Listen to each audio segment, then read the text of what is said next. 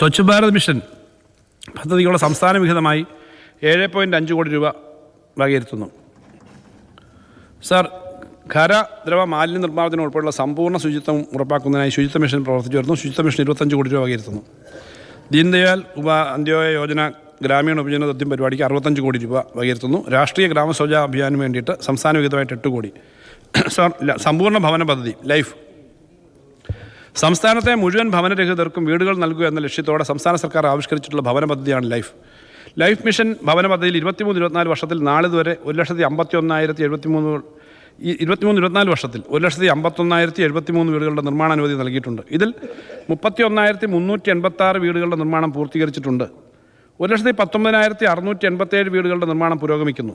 Life പദ്ധതിയിൽ ഇതുവരെ 3,71,934 വീടുകളുടെ നിർമ്മാണം പൂർത്തീകരിച്ചു. 2024 മാർച്ച് 30-നകം 4,25,000 വീടുകളുടെ നിർമ്മാണം പൂർത്തീകരിക്കാനും 25 മാർച്ച് 30-നകം ലൈഫ് പദ്ധതി പ്രകാരം വീട് ലഭിച്ച കുടുംബങ്ങളുടെ എണ്ണം 5 ലക്ഷത്തിലെത്തിക്കാനും സർക്കാർ ലക്ഷ്യമിടുന്നു. സർ, ഈ സർക്കാർ അധികാരത്തിലെത്തിയ ശേഷം നാളിതുവരെ ലൈഫ് ഭവന പദ്ധതിക്കായി ആകെ 17,104.87 കോടി രൂപ ചെലവഴിച്ചിട്ടുണ്ട്. 2023-24 വർഷം ഇതുവരെ 1,966.36 കോടി രൂപ ചെലവഴിച്ചു. ഈ പദ്ധതിക്ക് 24-25 1,132 കോടി രൂപ വകയിരുത്തുന്നു. സർ, ലൈഫ് പദ്ധതിയുടെ ഭാഗമായി അടുത്ത 2 വർഷം കൊണ്ട് 10,000 കോടി രൂപയുടെ നിർമ്മാണ പ്രവർത്തനം പൂർത്തിയാക്കാനാണ് ലക്ഷ്യമിടുന്നത്.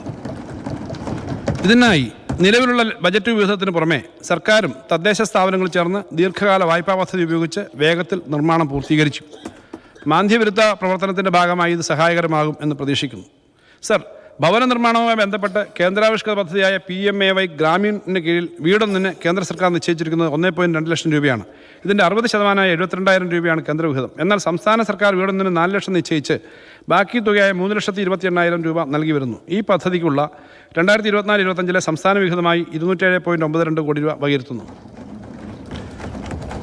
സർ, പ്രധാനമന്ത്രി ആവാസ് യോജന പദ്ധതിയിലും ഇതുപോലെ തന്നെ ഉള്ള കാര്യമാണ്. ഇതിന് സംസ്ഥാന വിഹിതമായി 133 കോടി രൂപ വകയിരുത്തുന്നു. സർ, PMAY ഗ്രാമീൺ അർബൻ എന്നീ പദ്ധതികൾക്ക് ബ്രാൻഡിംഗ് നൽകണമെന്ന കേന്ദ്ര നിബന്ധന ഗുണഭോക്താക്കൾക്ക് അഭിമാനക്ഷതം ഉണ്ടാക്കുന്നതായാൽ സംസ്ഥാന സർക്കാർ ഇത് സംബന്ധിച്ചുള്ള വ്യത്യസ്തത അറിയിച്ചിട്ടുണ്ട്. ഈ സാഹചര്യത്തിൽ അർഹതപ്പെട്ട വിഹിതം അനുവദിക്കുന്നതിൽ നിന്നും കേന്ദ്ര സർക്കാർ പിന്നോട്ട് പോവുകയാണ്. അത് കാരണം ഈ പദ്ധതിക്കുള്ള കേന്ദ്ര വിഹിതം കൂടി സംസ്ഥാന സർക്കാർ കണ്ടെത്തേണ്ട അവസ്ഥയിലാണുള്ളത്. വീട് ലഭിക്കുന്നവരുടെ വ്യക്തിത്വം അടിയറ വയ്ക്കുന്ന നയങ്ങൾ അംഗീകരിക്കാൻ സംസ്ഥാന സർക്കാർ തയ്യാറല്ല.